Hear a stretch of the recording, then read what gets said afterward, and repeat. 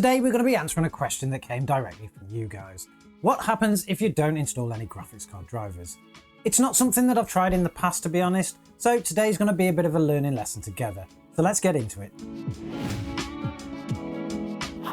So first of all, let's understand what graphics drivers do. Drivers are a piece of software that sits on your operating system that allow the rest of the system to talk to the graphics card. And we will squash a bit of a myth to begin with, because a lot of people think that if you haven't installed any, you don't have any at all, and that's not quite true. Even a BIOS of a motherboard has a specific set of drivers so that you can actually get into the BIOS and see the screen before you've even got an operating system on there. That's also pretty much the same for Windows itself. To be able to get into Windows when you're doing a fresh install, it needs something to be able to talk to the graphics card to put a display on.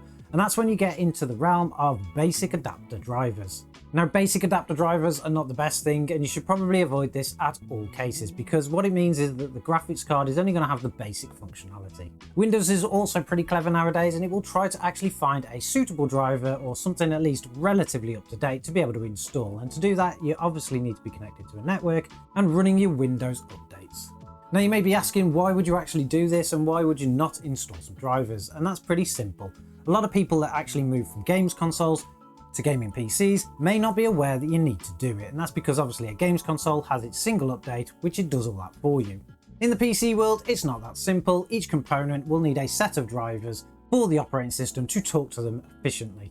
And although things like your network and your sound, particularly when they're on board on your motherboard, Windows will find something suitably enough to be able to work on it, you'll always have the option of going to the websites for those manufacturers and getting some latest additions. Now that we know the basics of what drivers are and why we may actually miss them when we come to build a system, let's take a look at what happens when you do.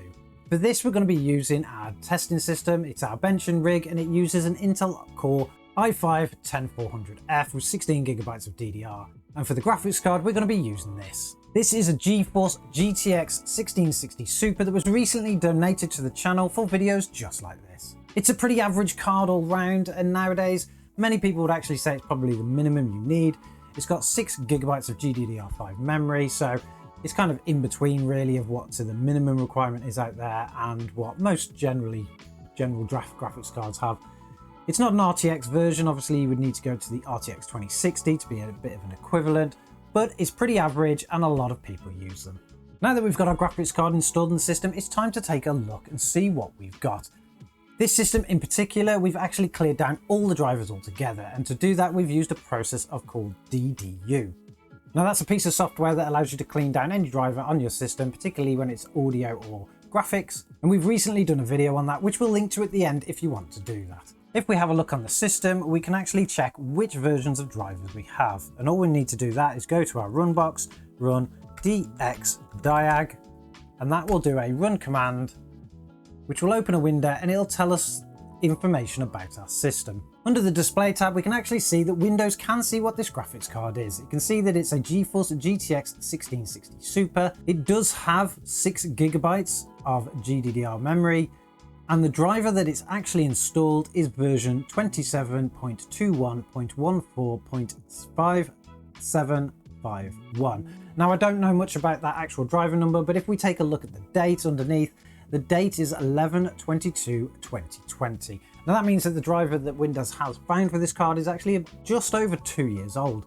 And I know for sure there has been many updates since then for this type of graphics card. So we're not running on the latest, but Windows did actually find something. Now, to get Windows to find this, we obviously had to do a bit of an update. Before that, and before we had a network in the system, the only driver it could use was a basic Windows one, and that couldn't get any games to pretty much start anyway. So it's good that Windows found this, and it's good that it's quite recent really, but will it affect our gameplay? To do that, we're going to start a game. And the game we've decided to try on this is actually Stray. It's one of the newer games that we've got. It's not the most demanding game by any means, but it's actually pretty good as a demonstration. As we can see, we're currently averaging around 80 frames per second, which is not bad and is pretty standard for the card that we've got and the system that we've got set up. So there's no actual issues here. If we go to the options menus, we can see under the graphics, we can change things. Nothing's actually limited us. We're in 1080p, we're all in high settings. Everything will actually change. So it's not actually caused any issues with regards to the settings of the game. and as we run around as a little cat, it's more than playable and it's getting about the average of what we expect. The 1% lows aren't great, but that's actually down to the system, not the drivers themselves. So if this game actually runs okay like this, then let's take a look and see what it looks like when we do install some drivers. We're going to get the latest drivers from the NVIDIA website, we'll get them installed, and then we'll reload the game. So we've now installed the latest drivers from NVIDIA for the GTX 1660 Super, and if we go to run a DX diag again, once it actually appears, we will see that if we go to display, it can actually tell exactly what the card is now. It's a GTX 1660 Super, and the date on the drivers are the 7/21/2022. They are the latest drivers from NVIDIA, and if we go back to our game, we will see if it's made any difference. So we're back in the game, and it hasn't made that much difference at all. Everything is still running smoothly. We're still getting a bit of an average between 70 and 80 frames per second, increasing as we walk along. So it's not really made that much of a difference. Drop to the settings and go to graphics. We can still adjust everything, which you'd expect with the latest drivers. Everything can still be changed, so that's all working fine. And it's actually made not a lot of difference at all. Now obviously that is just a single game, and it is one of the newest ones that we've got on the system, and we didn't really see a difference between them. So new drivers, old drivers, didn't make much of a difference when it comes to Stray. But what we'll do is we'll test a few more games, and we'll see if it makes a difference for them.